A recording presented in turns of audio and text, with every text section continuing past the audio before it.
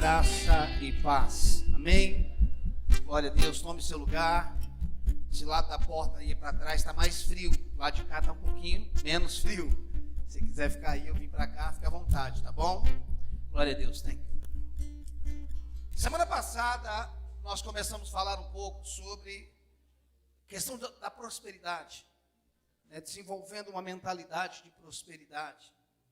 Eu sei que, geralmente, quando começamos a falar sobre um assunto como esse, existem traumas, feridas, conceitos e preconceitos que estão alojados nas nossas vidas e que, ao ouvir do assunto, a gente já arrepia. Para cada verdade, para cada fundamento em Deus, preste atenção nisso, para cada fundamento existe uma versão falsa. Existe uma versão falsa. Agora, é importante salientarmos que ninguém falsifica nota de R$2. Tá, pastor? E por que você está falando isso? Porque já que vai falsificar, falsifica de 50? Ou seja, ninguém falsifica algo que não tem valor. Você nunca encontrou uma nota de R$2 falsa. Por quê? Porque não vale a pena. O que eu quero dizer é que quando o diabo falsifica uma verdade, ele falsifica uma verdade que é valorosa, que tem valor. Agora, o fato de alguém falsificar uma verdade, ela não anula a verdadeira. Porém, quando nós nos traumatizamos, nos escandalizamos com a falsa, nós perdemos, abrimos mão do que é verdadeiro. Nós começamos semana passada falando que a fé é a base para todo milagre. A fé é a base para todo milagre. Por quê? Porque a fé é um fundamento. A fé é uma base de sustentação. E eu não estou falando que a fé faz. Eu não gosto de usar esse termo que a fé faz. A fé não faz.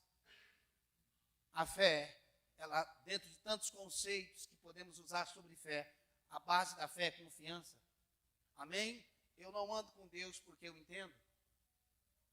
Eu ando com Deus porque eu confio. Amém? Você não consegue entender um Deus na dimensão que Ele tem.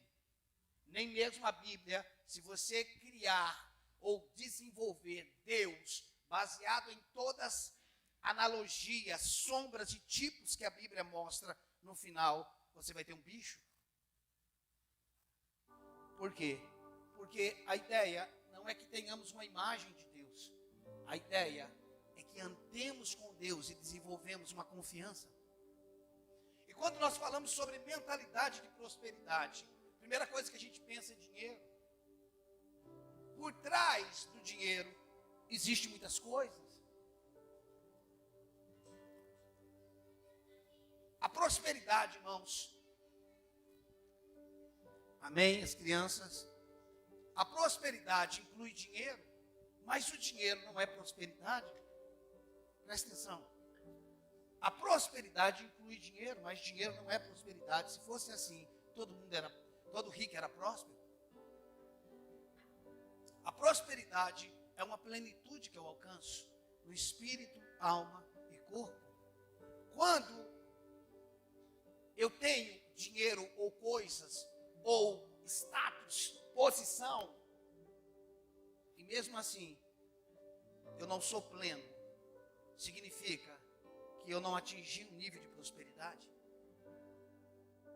A prosperidade, irmãos, é quando a plenitude alcança a minha vida.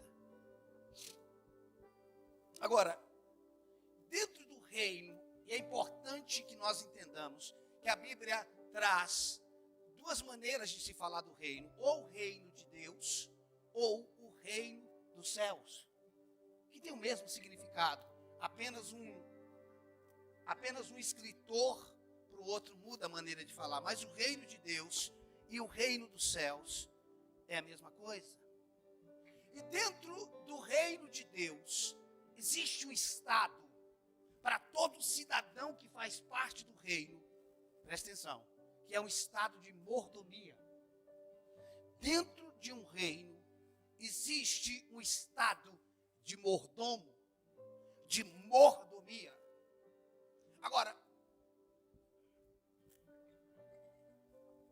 nós, brasileiros especificamente, muitos países, mas falando aqui de nós, para nós, não é muito simples entendermos mordomia. Por quê? Porque vivemos num país, numa nação democrata, pelo menos em nomenclatura. Vivemos num país democrata. E dentro de um país democrata, onde a democracia é desenvolvida, todo cidadão que vive em um país democrata, ele desenvolve uma mentalidade de dono, porque dentro da democracia você pode ser dono. Você pode desenvolver propriedades e aquilo são suas. Ou aquelas propriedades pertencem a você, aquelas coisas pertencem a você. Agora, nós estamos no reino. A nossa condição espiritual não é física. A nossa condição espiritual é monarca. O reino de Deus não é democrata. O reino de Deus não é uma democracia. É um reino. Dentro de um reino existe um rei, existe uma monarquia. E dentro dessa monarquia, nós aprendemos que no reino monarca, ninguém é dono de nada, são apenas mordomos. No reino, ninguém é dono de nada. Não sou eu, e nós vamos entrar na Bíblia, não sou eu que estou falando, é a Bíblia. A Bíblia diz que tudo pertence ao Senhor, os céus e a terra pertencem a Ele, tudo é dele. A Bíblia diz, em Atos 17, 28, que nele vivemos, nos movemos e existimos. Se nele vivemos, nos movemos e existimos, tudo que temos pertence a Ele. É importante, irmãos, nós entendermos algumas leis espirituais. Quando eu estou falando leis, eu não estou falando de regras, eu estou falando de leis que quando nós entramos dentro dela, nós passamos a viver em outra dimensão. Eu sei que alguns de nós já vimos muita papagaiada acerca disso. Agora, como eu comecei falando, a prosperidade não está ligada apenas ao dinheiro, mas à nossa base de confiança. Abra comigo, 1 Samuel. Espero que hoje eu tenha feito as anotações corretas, que semana passada foi difícil. 1 Samuel, capítulo 8. Vamos ler do verso 9 até o verso 17. 1 Samuel 8. Irmãos, eu tenho me aberto para tudo aquilo que é verdade sobre a minha vida, ou pelo menos para tudo aquilo que eu tenho entendido como verdade.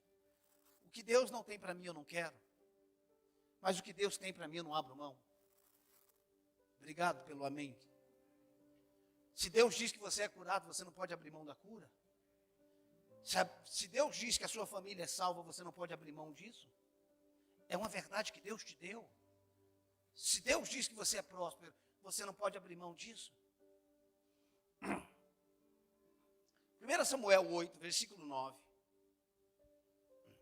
Até o verso 17. Acompanhe comigo, por favor. Agora, pois, atende a sua voz, porém adverte-o solenemente e explica-lhe qual será o direito do rei que houver de reinar sobre ele. Olhe para mim antes de nós continuarmos. Aqui o povo pediu para Samuel um rei. E por mais que Samuel, Deus está falando para Samuel, fala para o povo qual vai ser os direitos do rei. Esse direito é Deus que está falando para Samuel. Pode falar para o povo que quando se tem um rei, funciona dessa forma. Agora, se Deus está trazendo um princípio para Samuel falar para o povo, esse princípio partiu de Deus. E esse princípio é a maneira como o reino funciona. Então vamos lá. Verso 10. Referiu Samuel todas as palavras do Senhor ao povo que lhe pedia um rei. E disse: este será o direito do rei, que houver de reinar sobre vós. ele tomará os vossos filhos e os empregará no serviço dos seus carros, e como seus cavaleiros, para que corram diante deles, e os porá uns por capitães de 1000 e capitães de 50, outros para lavarem os seus campos e ceifarem de suas messes, e outro para fabricarem as suas armas de guerra e o aparelhamento dos seus carros. 13.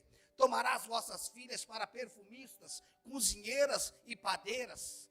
Tomará o melhor das vossas lavouras e das vossas vinhas e dos vossos olivais, e os dará aos seus servidores. 15. As vossas sementeiras e as vossas vinhas dizimará para dar aos seus oficiais e aos seus servidores. Também tomará os vossos servos e as vossas servas e os vossos melhores jovens e os vossos ajuntamentos, e empregará no seu trabalho. Dizimará o vosso rebanho, e vós lhe sereis por servo. Esse estatuto, essas ordens, saiu da boca de Deus para que Samuel falasse para o povo. Está dizendo, quando se tem um rei, ele tem direito a tudo isso. Agora, por mais que tudo isso parecesse uma obrigação, o povo se sentia honrado, enquanto o rei pedia um filho, o rei pediu o meu filho. Quando Saul, só um exemplo disso, quando Saul gostou, se afeiçoou a Davi, Davi passou a morar com o rei. Por quê? Porque você pode ter filhos, mas os seus filhos pertencem ao rei. O que você acha de um filho seu ser escolhido por Deus para ser um profeta nas nações?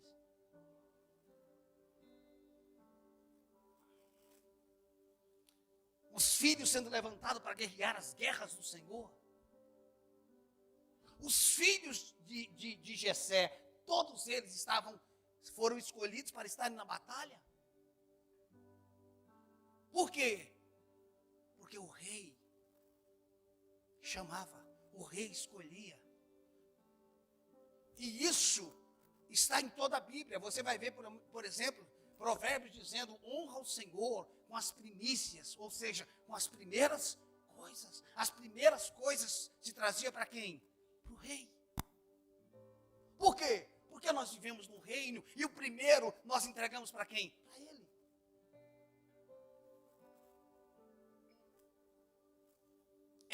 É um entendimento. Abra comigo Colossenses capítulo 1, um texto muito conhecido nosso aqui da igreja, muito chave para nós. Colossenses capítulo 1.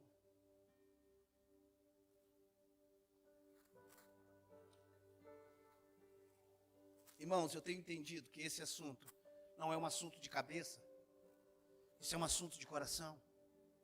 Isso significa que só através de uma revelação nós podemos abraçar isso. Agora, mais uma vez, eu tenho entendido que esse é um tempo de transferência de riqueza. Esse é um tempo onde Deus vai tirar do ímpio e dar para o justo. Esse é um tempo de mudança de mentalidade. Agora, por que o Senhor vai nos entregar algo nas nossas mãos? Se nós não temos mentalidade de reino, se nós não temos mentalidade de justiça social, do órfão, da viúva, dos perdidos. Essa semana eu cheguei de viagem e mandei uma oferta missionária, que eu mando todo mês, pessoal minha, porque eu falo pessoal porque a igreja também oferta na África, oferta no Amazonas, mas uma oferta pessoal minha, eu mandei para um pastor, e ele falou para mim, Ricardo, essa semana, hoje, acho que ele estava viajando para o Nordeste, e ele disse, nós, com esse dinheiro, nós vamos comprar farinha de trigo no Nordeste, porque nós estamos abrindo uma padaria em tal cidade, no sertão do Nordeste, e lá nós contratamos um padeiro, e esse padeiro vai trabalhar só para fazer pão para a comunidade. Isso não é maravilhoso, irmãos?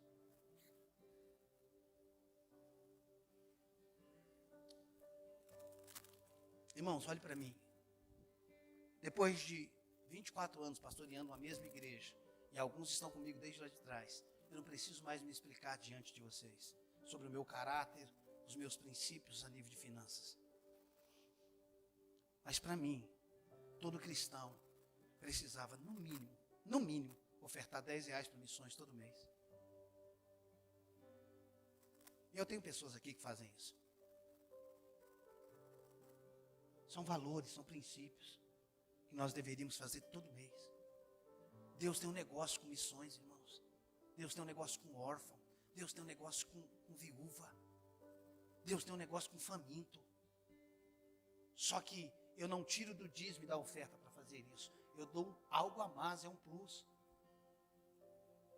Mas vamos seguir, irmãos. Isso não é isso que eu queria falar. Nós falamos de Colossenses 1,13, não é? Colossenses 1,13, olhe para a sua Bíblia. Ele nos libertou do império das trevas. Preste atenção. Antes,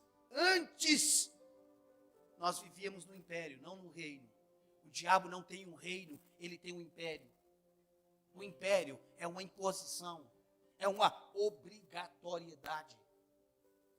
Ele nos libertou do império das trevas e nos transportou para o reino. Ele nos transportou para o reino do Filho do seu amor. Agora, nós saímos do império. Qual a analogia que nós podemos pegar? Quando o povo saiu do Egito, aquilo era um império. Por mais que o faraó era o rei, mas ali não tinha, sobre o povo hebreu, não tinha uma monarquia, tinha um império. Eles acordavam debaixo de gritos. Eles trabalhavam pela sobrevivência. No reino você não trabalha pela sobrevivência. O rei não te escraviza. O rei te entrega tudo, mas você não é dono de nada. Pode dizer amém? Porque quando a gente pensa que não é dono de nada, irmãos, a gente já fica cismado. Não. No Egito eles não tinham nada. Eram escravos. Preste atenção, irmão. Todo ser humano que não vive no reino está no império, debaixo de uma escravidão, debaixo de um governo maligno. Na minha aula de segunda-feira, eu disse que quando Adão, ou eu estava preparando a aula para a semana que vem, eu não sei se foi nessa aula, não vai cair na próxima, que quando Adão decidiu comer da árvore do conhecimento do bem e do mal, ele achava que estava escolhendo a liberdade, mas na verdade ele só estava escolhendo outro governo. O pecado não é uma liberdade, é outro governo. A gente pensa que ser livre é fazer o que quer, quando você faz o que quer, porque você está debaixo de outro governo. A gente pensa, irmãos, que o trabalhar do diabo é para nos influenciar na nossa decisão. Não, ele não quer mexer nas suas decisões, ele quer mexer só no governo. Se ele tiver o governo, tudo que você faz está ligado a ele. E se Deus tem o governo sobre a nossa vida, tudo que nós fazemos também está ligado a ele. Agora, fomos libertos de um império e fomos transportados não apenas para um reino, mas para o reino do Filho do seu amor. Estamos no reino, mas o amor é que move o reino.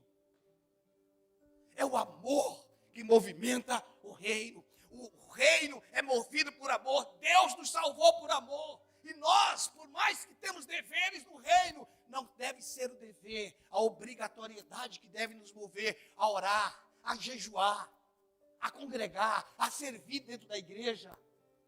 O que deve nos mover a fazer todas essas coisas, ofertar, dizimar, primiciar, investir em missões, é o amor.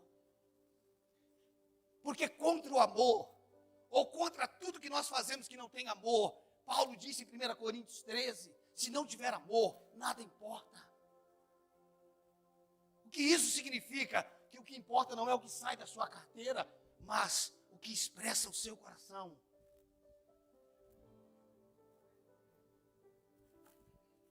Quando aquela viúva deu aquelas moedas, irmãos, a ênfase não era as moedas, porque a gente pensa que são as moedas,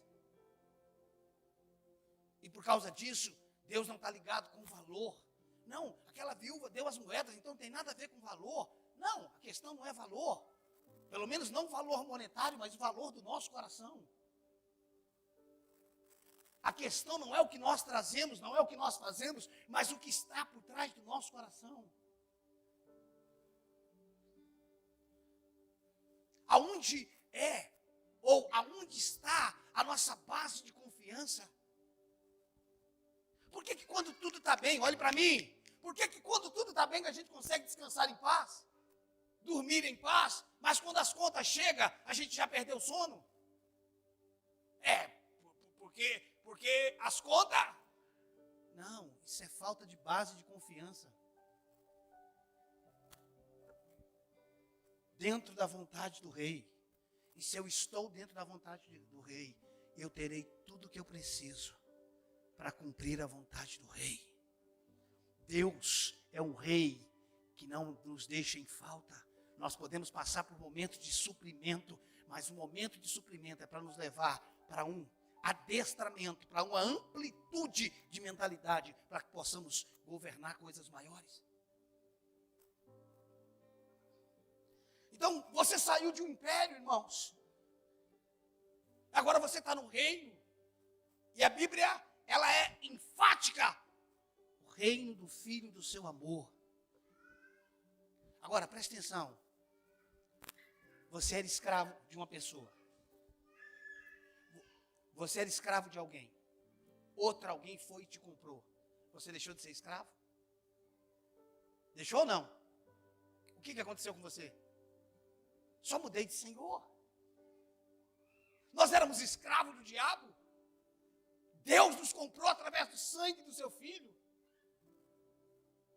Nós só mudamos de senhor. O senhor está dizendo que nós somos escravos? Deveríamos. Escravos da orelha furada. Que recebeu liberdade, mas que ama tanto o seu Senhor e se sente tão amado por ele, que foi nas portas da cidade e disse: fura minha orelha, porque eu quero ser seu escravo para sempre. Ao mesmo tempo que Paulo dizia: ai de mim se eu não pregar o evangelho, Paulo se movia em amor. Agora, por mais que Deus pode nos chamar de escravo, ele decidiu nos chamar de filho. Por mais que Deus pudesse nos colocar para fazer o trabalho dele, ele nos deu o seu DNA, ele nos deu a sua identidade. Ele não nos colocou como escravo, ele nos estabeleceu como herdeiros. Agora, você concorda comigo? Se você era escravo de um, foi comprado por outro, você só mudou de senhor e continua sendo escravo? Mas Deus está dizendo: não, no meu reino, por mais que você viva em mordomia, você é herdeiro. Herdeiro de Deus e co-herdeiro com Cristo. Entenda isso, irmãos. É isso que faz toda a diferença. Abra comigo Lucas 16.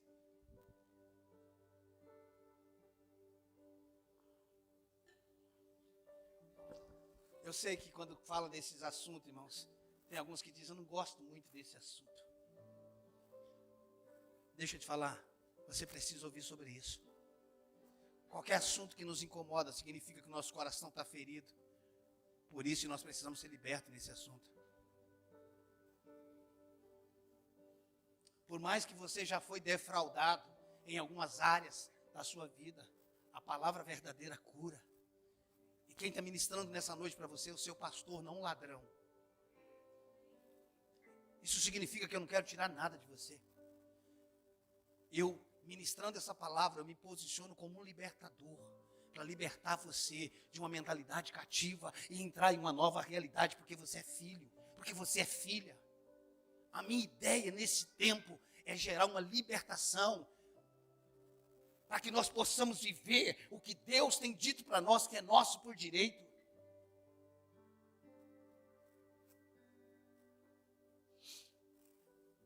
Lucas 16, 10, nós vamos ler até o 13. Eu quero ler esses versículos e eu quero desenvolver um pouco do conceito de fidelidade, que eu penso que o conceito de fidelidade durante muitos anos foi distorcido. Vamos lá. Lucas 16, 10. Lembre que eu comecei falando sobre mordomia. Agora eu estou falando sobre, vou entrar no conceito de fidelidade. Lucas 16, 10 até o 13 diz assim: quem é fiel no pouco, também é fiel no muito. Quem é injusto no pouco, também é injusto no muito. Irmãos, olhe para mim. Primeira coisa que a gente pensa quando lê esse texto é sobre dar. Quem é fiel no pouco, é fiel no muito. Quem é injusto no pouco, aí já pensa, aqui está falando de dar. Fidelidade se limita a dar. É isso não? Quando você decide ser fiel ao seu cônjuge, você tem que dar o que para ele? Fidelidade está inserida, a fidelidade se resume a dar. Quando você é fiel ao seu cônjuge, significa que você está dando o quê? Reveja seu conceito de fidelidade. Novamente, quem é fiel no pouco, também é fiel no muito. Quem é injusto? Ei, sabe o que me chamou a atenção aqui?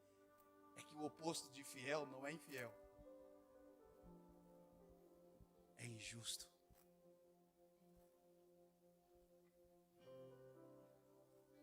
Se é fiel de um lado, o oposto da fidelidade é o quê? Infidelidade. Quem é fiel no pouco também é fiel no muito. Quem é injusto no pouco também é injusto no muito. 11. Se, pois, não vos tornaste fiéis na aplicação. No quê? No quê? Responda, no quê? Não é na doação? Não é na doação? Não. Se vós, pois, não vos tornaste fiéis na aplicação das riquezas de origem injusta, quem vos confiará a verdadeira riqueza? Ei, tem um segredo aqui. Se pois não vos tornaste fiéis na aplicação das riquezas injustas, quem vos confiará as verdadeiras riquezas? Quais são as verdadeiras riquezas, irmãos? Aquilo que vem na nossa mão, na terra. Tem um segredo, é para revelar se nós estamos prontos para administrar as verdadeiras riquezas.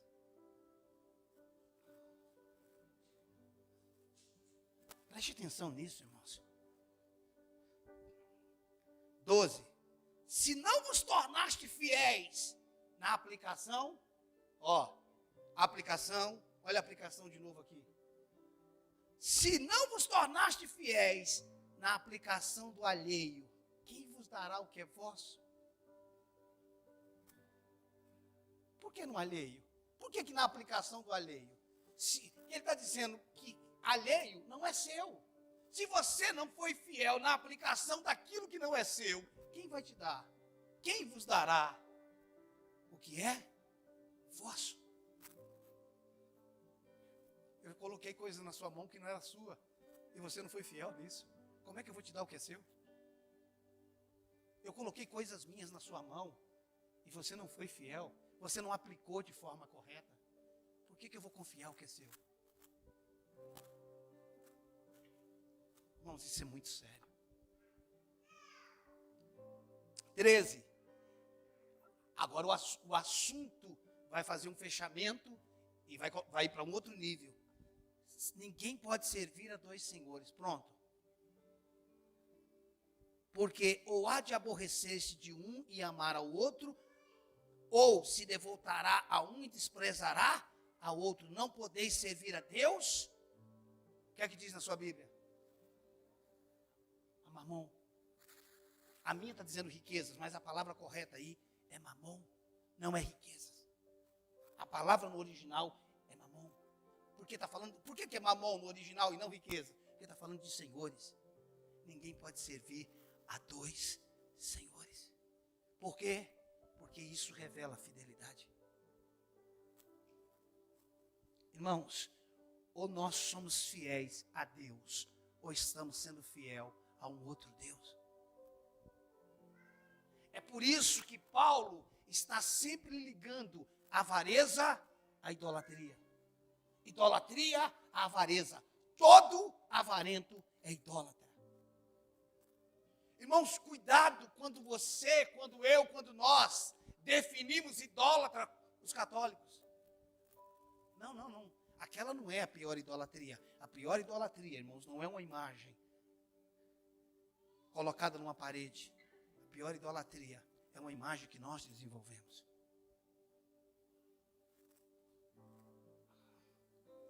Perceba que não está voltado diretamente a dinheiro e nem a dar. Em momento algum aqui falou sobre fidelidade a dar. Falou sobre administrar, sobre aplicar. Mas quando a gente sempre leu esse texto, está achando o quê? Quem dá pouco, quem é fiel no pouco que Deus deu, é fiel no muito. Não é sobre dar, é sobre administrar. Por que administrar e não dar? Porque eu sou um mordomo, porque eu sou um dispenseiro, porque o que chega na minha mão é para mim administrar. Não é para me dar, pastor? Não. É para você administrar. E quando o rei pedir, você dá.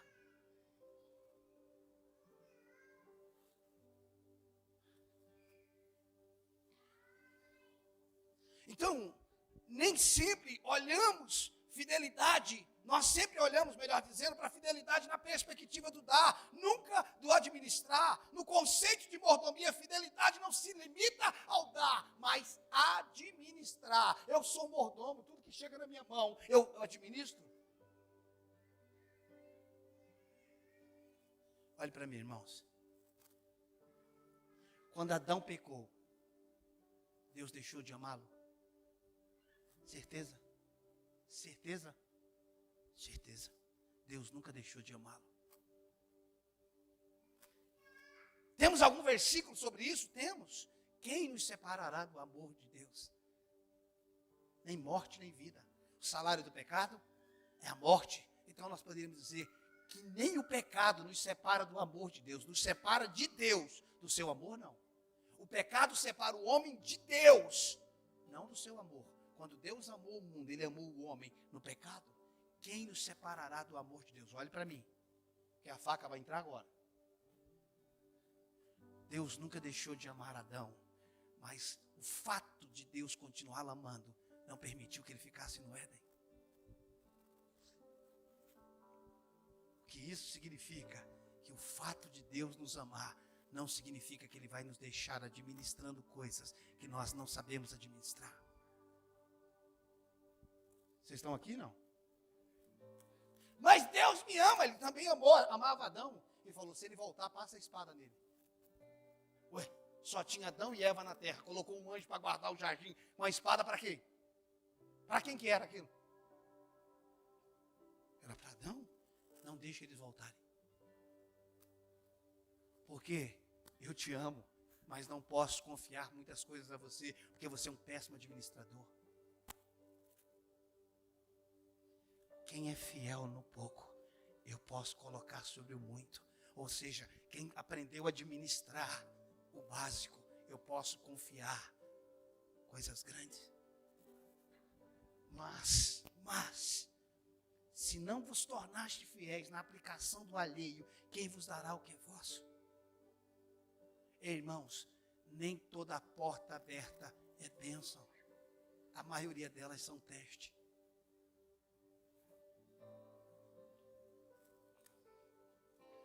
Quando Deus nos dá algo que nós pedimos, nós o conhecemos.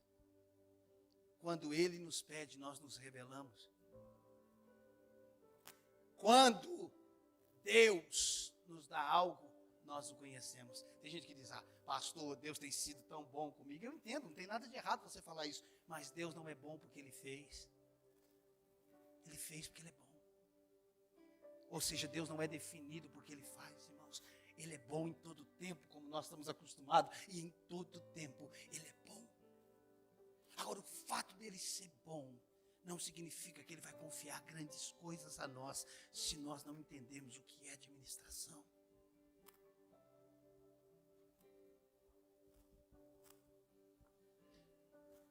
Não é, irmão, simplesmente terminar um culto e você trazer algo aqui, muito mais que isso, é aqui, ó. É aqui. É o que revela a nossa base de confiança. É o quanto Deus pode confiar a nós. Não só de coisas, mas nível de autoridade.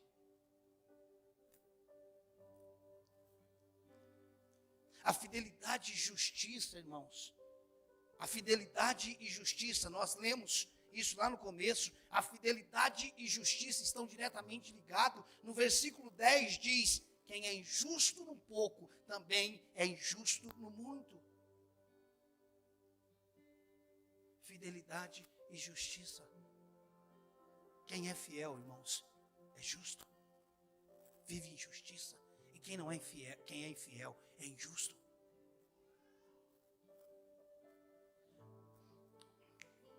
Quando nós dizemos, eu não vou fazer, eu não vou dar, na verdade não é uma decisão apenas que nós estamos tomando, é um governo que nós estamos revelando.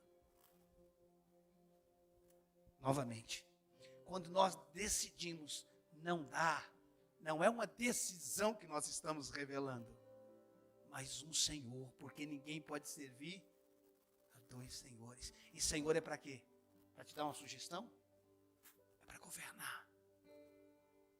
Ninguém pode servir a dois. Eu decidi não fazer, você não decidiu, você é governado por isso. Porque as nossas ações só revelam o governo. Pastor, é que esse mês, não é que esse mês não, é que o governo desse mês está na mão de outro. Ô pastor, esse mês ajustou, se ajustou, é hora de você ser justo. Se ajustou, irmãos, é para mim ficar mais justo. E o justo não tem falta de nada. Ei, quem é? Quem é fiel no pouco também é fiel no muito. Quem é injusto no pouco é injusto no muito. Se você não desenvolveu justiça, o que é justiça? De Caio Sune, estado daquele que é como deve ser. Se eu não fui como deveria ser nas coisas pequenas, eu não serei como deve ser no muito. Irmãos, preste atenção, uma palavra dessa é para arrancar o pica-pau do oco. É para a gente entender que o que está falando aqui não é simplesmente de dar, é para revelar a base de confiança do nosso coração. É isso que nós precisamos entender. As coisas nas nossas mãos é muito mais do que dar ou reter. Ela revela governo sobre a nossa vida. Ela revela senhorio sobre a nossa vida.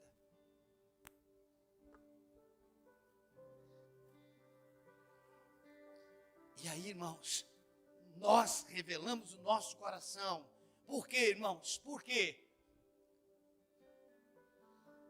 O negócio ajustou. Mas como o negócio ajustou, eu vou ser injusto em relação às outras, à casa de Deus, às missões, ao vizinho, ao órfão, à viúva, mas eu vou manter o meu luxo pessoal. Ou seja, eu posso tirar, eu posso ser injusto com as coisas de Deus, mas eu não posso ser injusto com as minhas. Estão aqui, não? É, pastor, o senhor está pegando pesado. Não, é a palavra, eu não estou esticando nada.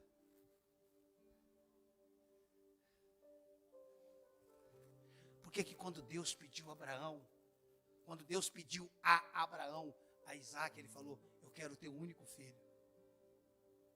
Por que ele está falando único? Porque ele está dizendo, eu só quero aquilo que eu te dei, o que eu não te dei, eu não quero.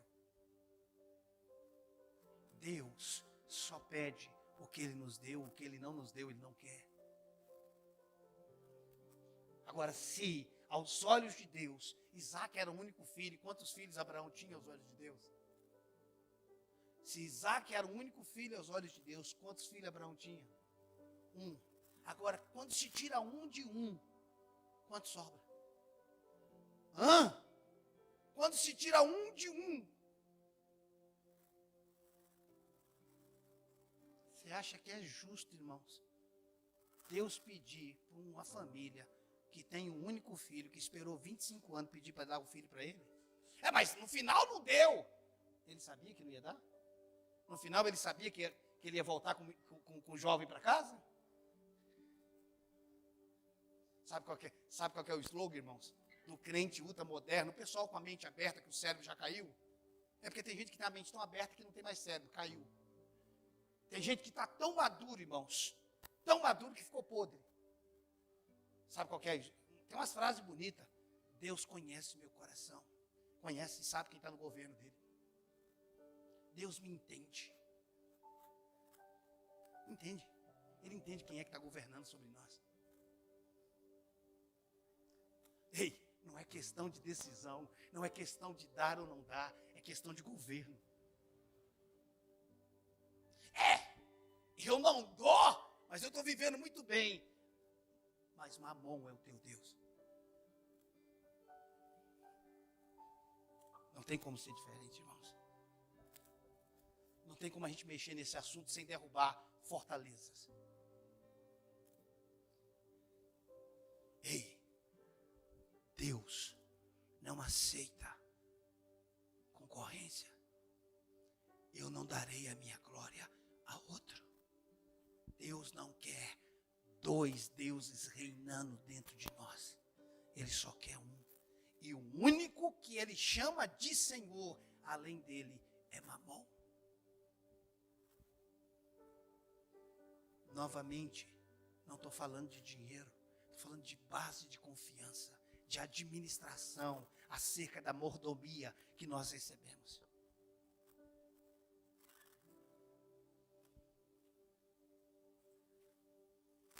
Dá para ir mais um pouquinho? Agora, a mordomia, o que significa mordomia?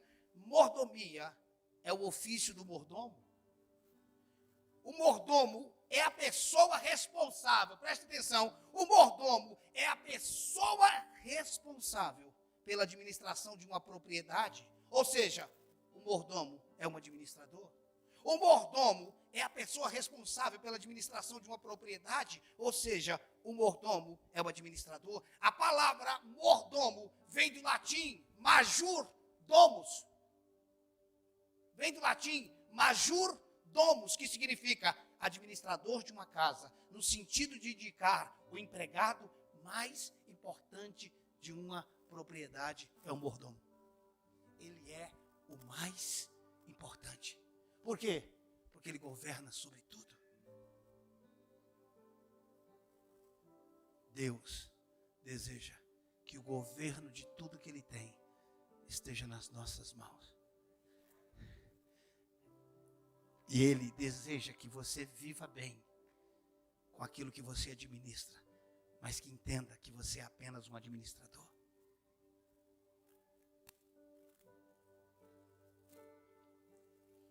Estamos indo para a reta final. O primeiro exemplo na Bíblia sobre mordomia vem de Damasceno Eliezer, servo de Abraão. Ele governava tudo que Abraão possuía. O que foi buscar? Rebeca. Ele era o mordomo que tomava conta de tudo de Abraão. Que também é um tipo do Espírito Santo que vai buscar a noiva para Jesus. Mordomia, irmãos, é tomar conta de tudo que é de Deus, que foi colocado nas nossas mãos. E com isso a gente lida disso muito bem. Quando Deus nos coloca como pastor, como líder de um grupo, como líder de um diácono, como uma posição, nós precisamos entender que estamos numa posição de mordomia, de administrar, de fazer o melhor na posição que nos foi confiada, porque cada posição deve ser confiada, deve ser entendida que foi nos confiada por Deus. Um pastor não é dono da igreja. Ele é um mordomo. Ele é um administrador. Ele é o empregado mais importante daquela casa. Porque a responsabilidade está sobre ele. Não é mais importante simplesmente na questão de honra, mas no que ele tem que administrar. Abra comigo Gênesis 39:4. Estamos encerrando, irmão. Semana que vem a gente vai continuar. Quem for fiel até o fim será salvo.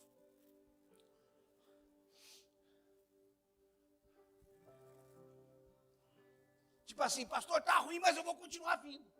Eu quero ser liberto desse trem.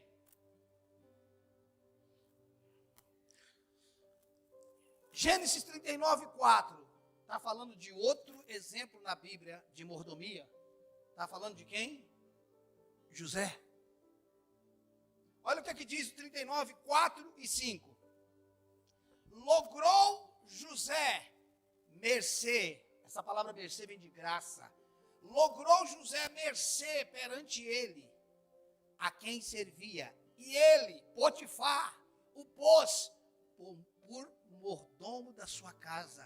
E lhe passou as mãos.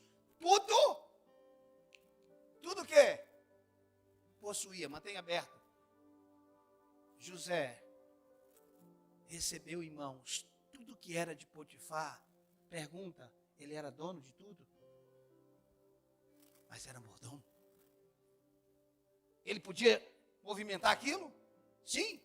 Poderia dar ordem para movimentar aquilo? Sim. Mas era dono? Não. Quando a mulher de Potifar, a Potiféia, dá em cima de José, ele responde: o teu marido, o meu senhor, não sabe o que possui dentro de casa. Tudo ele passou para mim. Eu só não tenho direito de tocar em você. Tudo está na sua mão, você só não pode tocar na mulher dele. Deus está falando, não toca na minha igreja. Ela é minha. Não mexa com ela. Não se deite com ela. Ela é minha. Preste atenção. Versículo 5. E desde que o fizera mordomo da sua casa, e sobre tudo que tinha, o Senhor. Quem? Você pode ver que o Senhor aqui já não é Senhor com letra minúscula, é maiúscula. O Senhor abençoou a casa do egípcio por amor a José. A bênção do Senhor estava sobre tudo que possuía, tanto em casa como no campo. Por quê? O que é que José, presta atenção, o que é que José deu para que houvesse essa multiplicação? Nada! Ele administrava. Pastor, por que o senhor fala que não é sobre dar? Porque como é que você vai dar o que não é seu? Eu estou dando algo ao Senhor. Se fosse seu, você daria. Mas não é seu, você só administra. Então nunca é sobre dar. Não é seu. Nós não estamos na democracia. É dele. Dele, por ele e para ele. Dele, por ele e para ele. Agora preste atenção. A Josa tem um carro. Eu falo para a Josa, dá seu carro para mim. Olha, presta atenção, aqui é lógica, aqui não é revelação não, é lógica. Eu digo para a Josa, dá seu carro para mim, ela diz não. Aí eu olho para a Josa e diz, você é ladrona. Por quê? O carro era meu. Era dela. Ela não quis me dar. Ela é ladrona? Juridicamente ela é ladrona, Marcelo? E por que Deus está chamando o povo de ladrão quando não traz o dízimo? Dízimo é seu, você não quis me dar. Você é ladrão? Você é ladrão quando? Você é ladrão quando? Quando você não devolve o que é meu. Quando eu empresto para ela o carro, ela não me devolveu. Por quê? Se o dízimo é você que dá, por que Malaquias 3 Deus chama o povo de ladrão? Você está dando o que mesmo? Que eu não entendi? Você dá o que mesmo todo mês? Se você desse, ninguém tinha direito de chamar você de ladrão. Vamos ler a Bíblia, irmãos, com entendimento. Você está chamando de ladrão porque você não está devolvendo o que é dele? Nunca foi sobre dar, irmão, sempre foi sobre administrar. A terra é do Senhor e a sua plenitude. Vocês podem trazer os primeiros frutos para mim. O melhor da terra você entrega ao Senhor. Honrar o Senhor com as primícias da tua terra, com as primícias de toda a tua renda. Por quê? Porque você está dando? Não, porque você está administrando. E quanto mais você aprende a administrar, mais você pode transitar em lugares mais amplos. Pastor, por que eu não consigo viver uma vida mais próspera? Pelo modelo de administração que você vive. Se você não é fiel nas coisas pequenas, não administra as coisas pequenas, não pode caminhar sobre as coisas grandes. Isso não é mensagem, irmão, para no final do culto alguém trazer alguma coisa. Isso é para transformar uma mentalidade.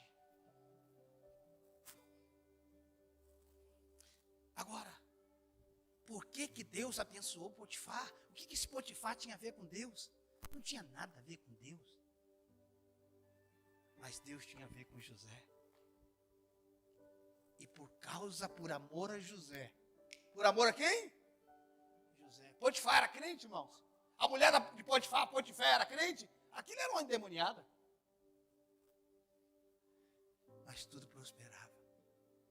O que isso significa?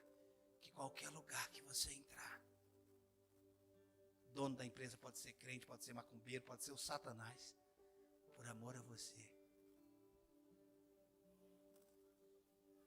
Sabe o que é isso, irmãos?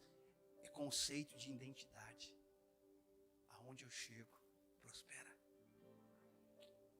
Aonde eu chego, prospera. Agora, José foi parar lá no trono, mas antes ele aprendeu a administrar a casa de Potifar. E não tocou na mulher que não era dele. Isso também é administração. Quando você toca em uma mulher que não é sua, ou no homem que não é seu, você rompeu a lei da administração.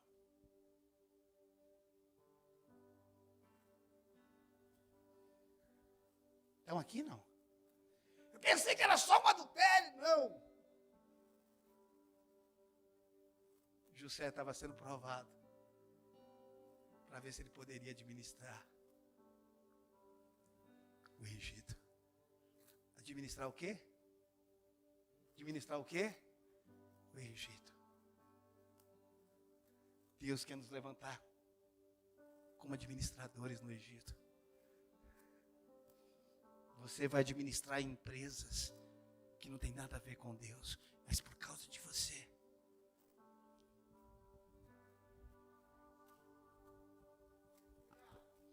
Irmão, deixa eu te falar uma coisa. José não era só importante no Egito, ele era necessário. Tem gente que continua sendo importante, mas não é mais necessário. Cuidado, quando você deixar de ser necessário, pouco importa se você é importante. Estão aqui, irmãos? Eu não quero só ser importante, eu quero ser necessário. Faraó entendeu isso e disse o seguinte: não vem falar comigo, vai falar com José. É ele que faz tudo, ele que lida tudo. Ou seja, está dando certo com ele, eu não mexo com ele. Eu sou a cabeça, mas o pescoço é ele. Aí tem gente que está dizendo: Deus me levantou como cabeça. Não que adianta você ser cabeça, mas Mamon é o pescoço. A gente está querendo uma posição, irmãos, sem uma condição. Ou nós estamos querendo uma condição sem uma posição. Deus quer nos colocar em lugares que nós nunca imaginamos. Mas precisamos entender quem nós somos. Não podemos entrar dentro de uma empresa e desviar um grampeador, uma folha de sulfite. Eu estou aqui para mordomia, dispenseiro. Eu posso fazer o que eu quiser. Você pode fazer como administrador. Não pode desviar. Chega de crente causando escândalo em coisas que não é dele. É tempo, irmãos, de nós ressignificar a administração. Precisamos disso. Entrarmos em lugar, ter dinheiro jogado em casas, do jeito que eu vi. Fica. Eu sou dispenseiro, não ladrão. O que não é meu, não é meu. Se vocês não sabem lidar com as riquezas injustas, quem lhes confiará o que é vosso? É isso que nós precisamos entender. Não cabe a mim, não é meu, não faz parte da minha vida. Vamos encerrar, irmãos, vamos encerrar. Eu creio que nesse tempo, Deus está restaurando mordomia. Talvez, irmão, se eu tivesse mais coragem, olhe para mim, se eu fosse mais corajoso, eu estava pregando isso no domingo, não na quarta. A quarta é porque eu estou no nível de covardia ainda. Na hora que eu crescer um pouquinho mais, eu prego no domingo. Porque isso tem que ser pregado no domingo, para nós entendermos. E ninguém está querendo tirar nada de você. simplesmente trazer uma libertação sobre o que é mordomia. Último versículo, bora lá. 2 Coríntios 6. Oh Deus, obrigado. 2 Coríntios 6.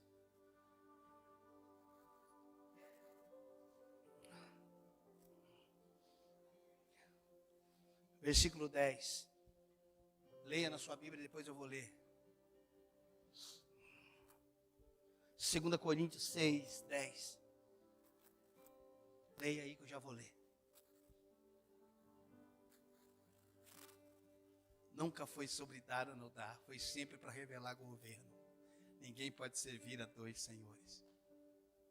Nunca foi acerca de dar, sempre foi acerca de revelar governo. 2 Coríntios 6, 10. Entristecidos, mas sempre alegres. Pobres, mas enriquecendo a muitos. Não tendo nada, mas possuindo tudo. Por que não tendo nada e possuindo? Não é antagônico? Não. Nada é meu, mas eu posso possuir tudo. E por que eu posso possuir tudo? Porque eu sei que eu não tenho nada. E como você entendeu que não tem nada, Deus pode te entregar tudo. Eu posso te entregar lugares altos. Eu posso te entregar um avivamento. Eu posso te entregar as nações. Eu posso te entregar carro, casa. Eu posso te entregar empresa. Eu posso te entregar tudo. Eu posso te entregar uma família. Ei, eu poderia ficar com você aqui até meia-noite. Presta atenção. Aquele que não governa bem a sua casa. O governo fala do quê? Administração. Aquele que não governa bem a sua casa não pode governar o quê? O quê? A casa de Deus. Ele está dizendo, se você não sabe o que quer administrar uma casa com 3, você quer administrar minha casa, foi reprovado, não passou. O que é isso? Administração? Mordomia? Se você é mordomo na sua casa, você vai ser mordomo na minha, seja fiel no pouco. Agora, o que você tem que dar na sua casa? Não é acerca de dar, é acerca de administrar. A tua esposa é minha, cuida dela. Os teus filhos são meus, cuida para mim. O meu filho não é seu, você está cuidando dele. Seja o José, que cuidou de um filho. Irmãos, você acha que José andava com Jesus no colo? E todo mundo dizia, a cara do pai.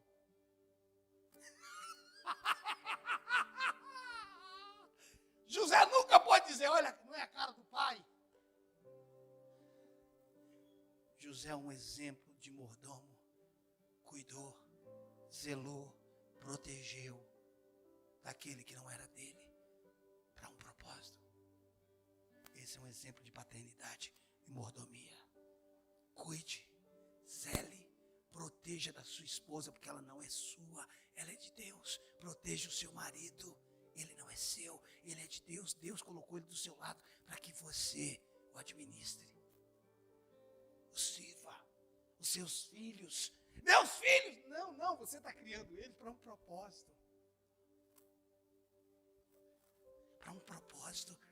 Você é dispenseiro. Eu disse que eu não estou falando de dinheiro, eu estou falando de mordomia, administração. Pastor, eu moro em 2 cômodos, na hora que eu tiver uma casa melhor, eu vou trocar o vidro quebrado. Você não vai trocar nada. Você não sabe administrar aqueles 2 cômodos, como é que vai administrar 10? Não é acerca de dar, irmãos. É acerca de administrar. Cleito, por favor. De administrar aquilo que o Senhor nos confiou. Quem é injusto no pouco, é injusto no muito. Nunca é sobre amor. Ah, pastor, parece que Deus não me ama, eu estou no perrengue desgramado. Não é acerca de amor, ele é louco de amor por você, é por falta de administração.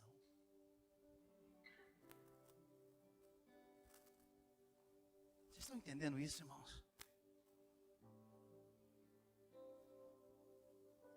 Eu quero te convidar a estar de pé, por favor.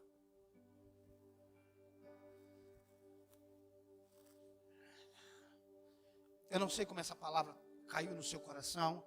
Ela não tem um propósito, um intuito de acusar você, de condenar, mas de libertar. Conhecereis a verdade e a verdade vos libertará. A verdade não é algo, a verdade é alguém.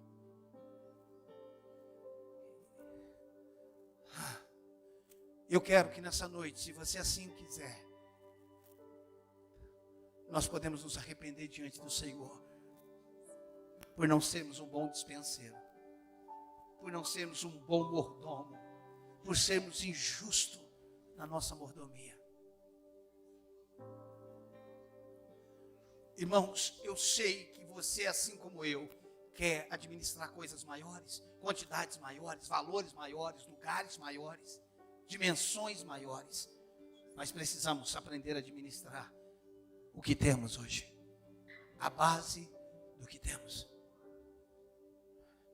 É a sua vida, é a minha vida, é a nossa vida. Você conhece, você sabe, pelo menos uma parte de você sabe, a outra parte o Espírito Santo te revela, me revela. E eu creio que a luz foi acesa dentro de nós nessa noite. Aleluia. Você pode orar agora e dizer: Senhor, eu me arrependo disso. Eu quero me arrepender disso, Senhor, porque eu entendi que eu tenho sido um péssimo mordomo. Eu entendi que eu não sou dono.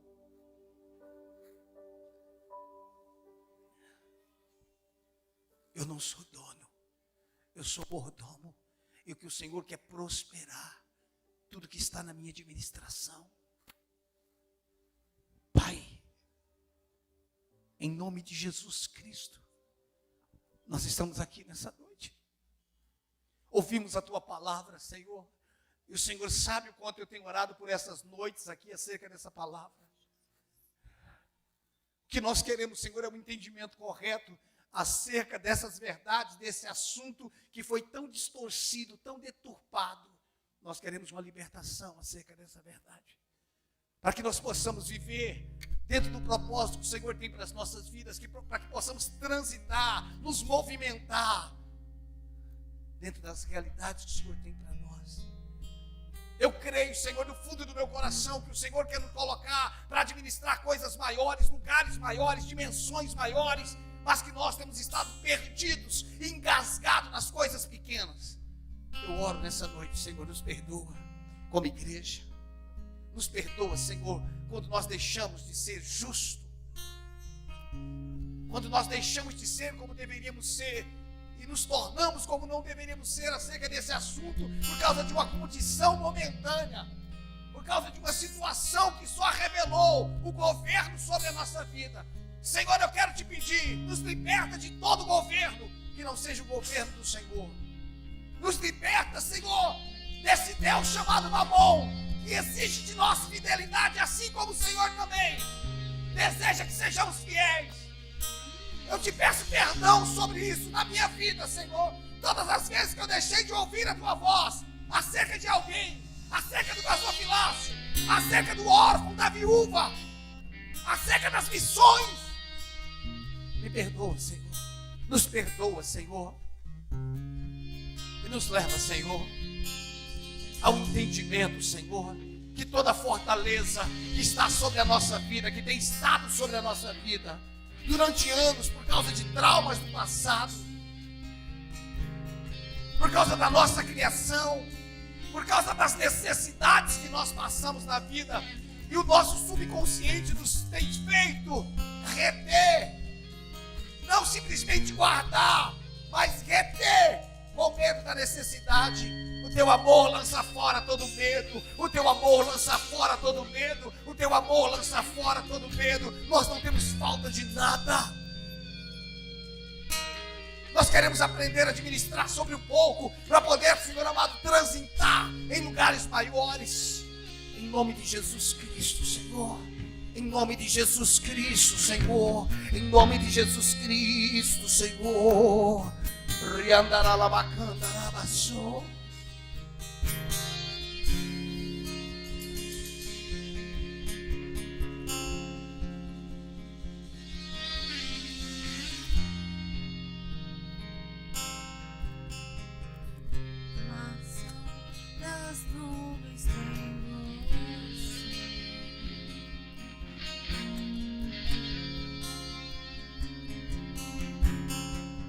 Ouço seu sussurro.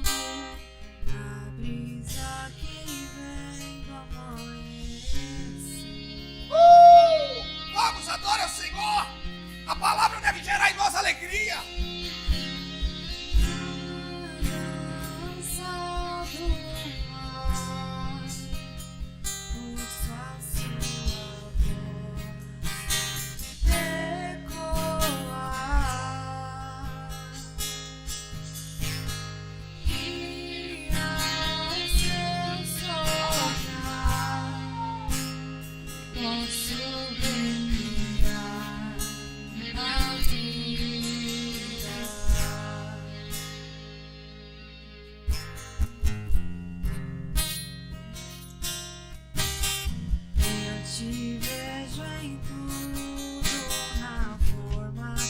Se alegre.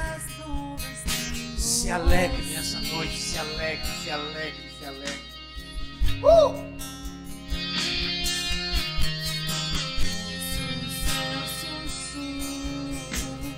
Na brisa que vem do amanhecer.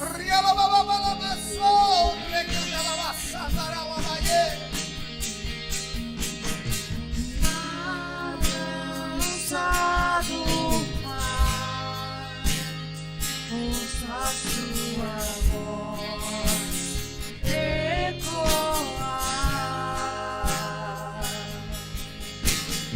e ao seu soprar posso recriar a vida.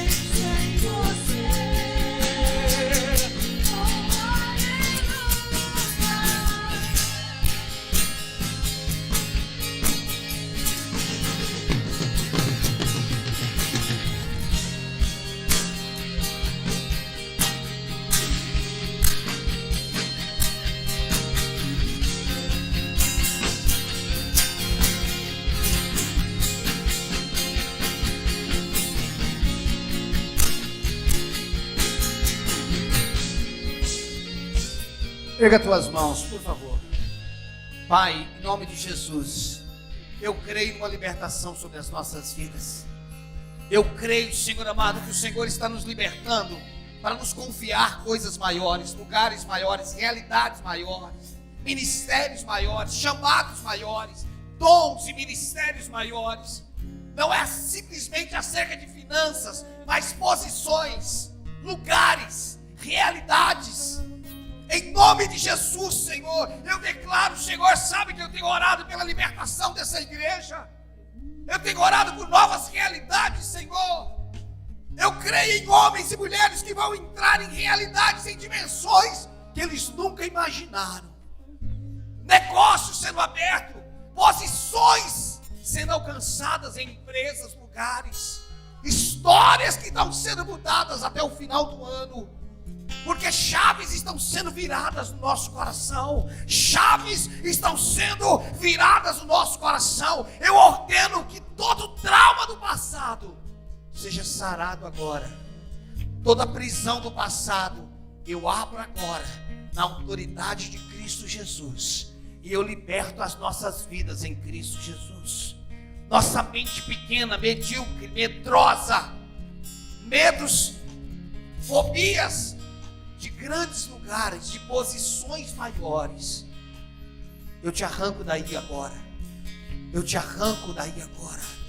E declaro mordomia dentro da nossa casa, como esposa, como esposo, como pais, como filhos. Em nome de Jesus eu declaro a mordomia sendo restaurada em todas as áreas das nossas vidas.